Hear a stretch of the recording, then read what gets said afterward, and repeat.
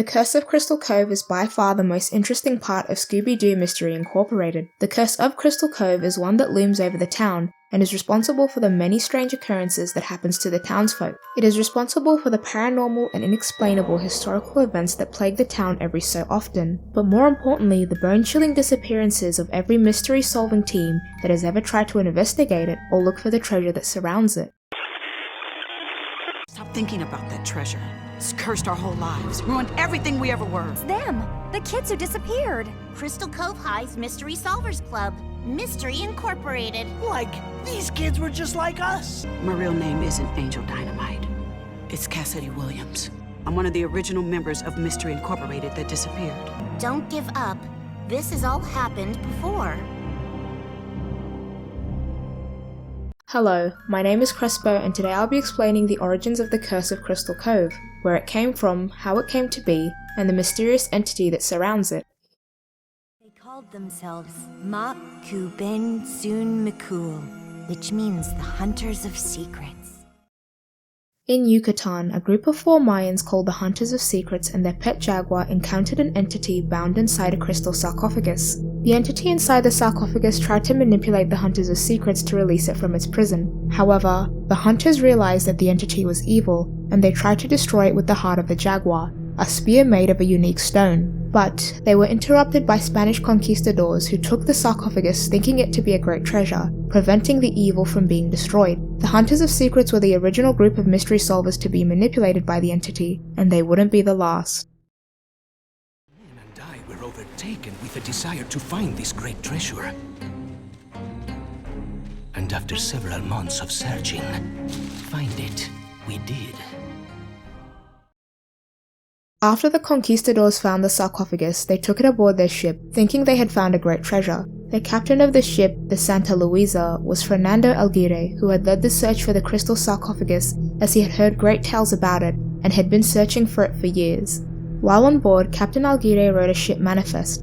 In his manifest, he detailed that after his crew took the sarcophagus aboard the ship, they realized that something was alive inside it, an entity of some sort, and that entity was evil. In a short time, the entity drove them to commit evil, influencing them to steal, pillage, and destroy. Only after much destruction did the conquistadors realize what they had done. They came to their senses and set out to get rid of the sarcophagus. Captain Aguirre ordered his crew to take the ship somewhere far. After sailing as far as they could, their ship washed ashore on an undiscovered cove in 1630, which they named Crystal Cove, a town that would later come to harbor the curse. Captain Aguirre buried the sarcophagus deep beneath Crystal Cove, along with any treasure that he had amassed from previous adventures, and as an extra precaution he hid the map he had used to find the sarcophagus. The map he had used was the planispheric disc, a disc that could be divided into 6 parts and that could point to any location in the world. To ensure that nobody could ever get their hands on the disc and risk freeing the entity, Captain Aguirre broke the disc into 6 pieces and gave the pieces to his crewmates with the exception of one, which he kept for himself. He took his piece and concealed it in his ship, and then he hid his ship on top of a mountain where no one would be able to find it. After he and his crewmates separated, nearly all of them disappeared without a trace, thus setting in motion the Curse of Crystal Cove. Beware, Nibiru is coming. This has all happened before. It begins with the animal. In 1765, the curse would be dredged up by a group of Spanish missionaries who established the first town in Crystal Cove, years after the conquistadors had disappeared. The missionaries would not only encounter the evil entity, but they would also uncover pieces of the planispheric disc.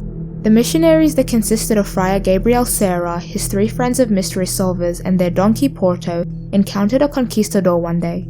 A conquistador that had been a part of the crew that had disappeared all those years ago. He told them a tale of great evil that they had found in Yucatan and brought to Crystal Cove, but he couldn't finish the story before his madness got the best of him and he vanished into the night, leaving behind 2 pieces of the planispheric disc. The friars quickly became obsessed with the 2 pieces of the disc, soon realizing there was an evil surrounding it, the evil being the crystal sarcophagus beneath the town that had latched onto the disc.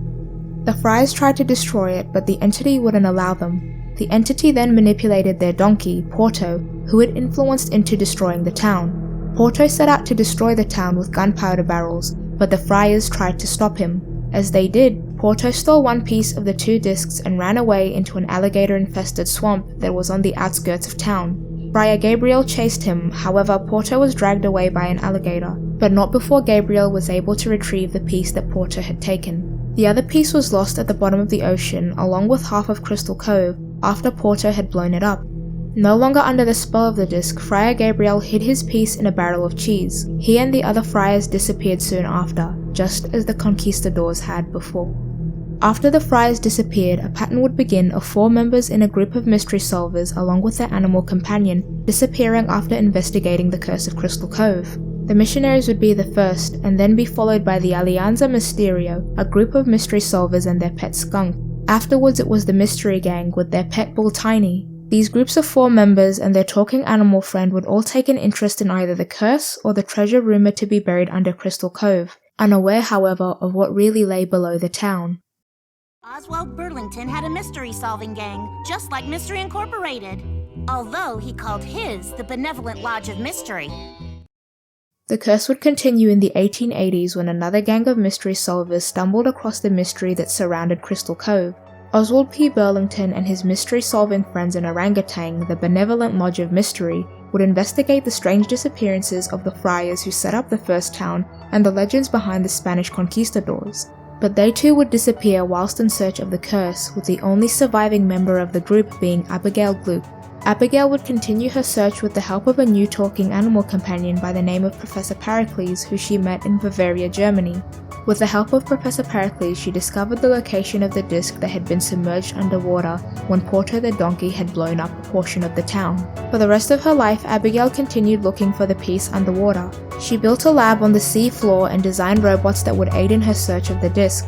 Abigail would spend her entire life searching for the disc, but would die before ever laying eyes on it.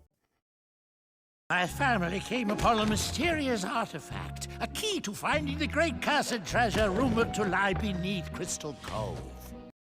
The curse would claim another group of mystery solvers many years later, but this time it was a family, the Darrow family, or better known as the Mystery Fellowship. The family became enthralled with the idea of a treasure being buried beneath Crystal Cove and went out looking for it. They would find a piece of the disc, but it would corrupt them and make them turn against one another. On Halloween night, as the family fought over the disc they had found, an earthquake began as they were in their mansion. The ground opened up and the mansion began to sink underground with the Darrow family inside, but they barely noticed as they continued to fight over the disc. The Darrow family were trapped underground with no one knowing where they were, and their disappearance was labelled as another part of the curse of Crystal Cove.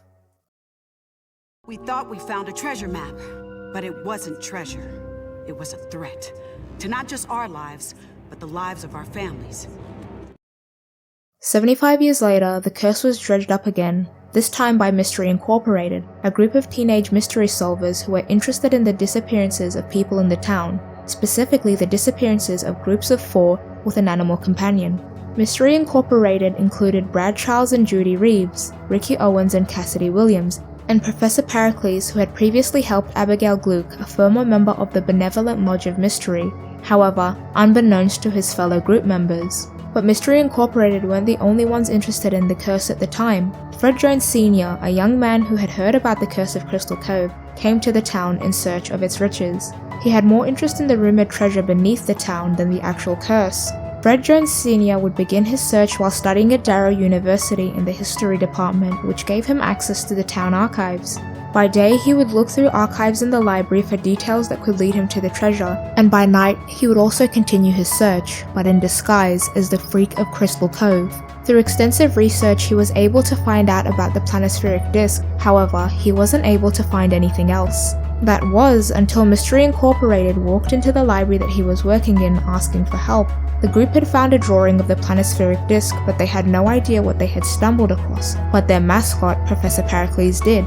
PERICLES and Fred Jones Sr., both having a mutual interest in the treasure and being the only two who really knew what they were looking for, began to work together behind the backs of Mystery Incorporated to find the pieces of the disc. One day, when searching in the caves of Crystal Cove beneath the Spanish church, Mystery Incorporated would find a piece of the disc. However, Fred Jones Sr., dressed as the Freak of Crystal Cove, would ambush the children and force them to give him the piece. He then threatened them, forcing them to disappear without telling anyone, or something bad would happen to their loved ones. After forcing the children to disappear, Fred Jones then double-crossed Professor Pericles and framed him for their disappearances. This led to Professor Pericles being arrested, and Fred Jones would keep the piece of the disc as well as the drawing that Mystery Incorporated had found. But, years later, Brad Charles and Judy Reeves would try to return to Crystal Cove after marrying and having a little baby boy. Fred Jones Sr. saw this as a threat and kidnapped the baby boy. He told the couple that their boy would not be harmed if they stayed away. Brad and Judy were forced to leave once again, and Fred Jones Sr. would raise the son as his own. The teenagers were never found by their families, and their disappearance was blamed once again on the curse of Crystal Cove.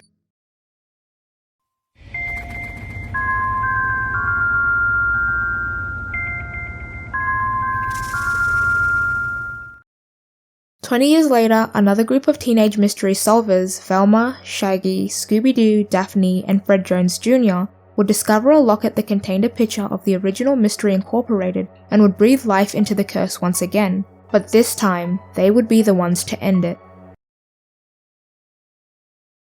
Now that I have explained the curse, I will try to explain the evil entity inside the sarcophagus. According to the lore of Mystery Incorporated, the entity inside the sarcophagus is a sentient inhabitant called the Anunnaki of Sumerian myth that comes from the planet Nibiru, the planet Nibiru being of Babylonian astronomy. According to legend, every 3,600 years, Nibiru passes by the Earth, and the veil between the Anunnaki world and the human world is so thin that they are able to interact with one another. Though they are able to interact with each other, the Anunnaki have to inhabit an animal body to be able to speak.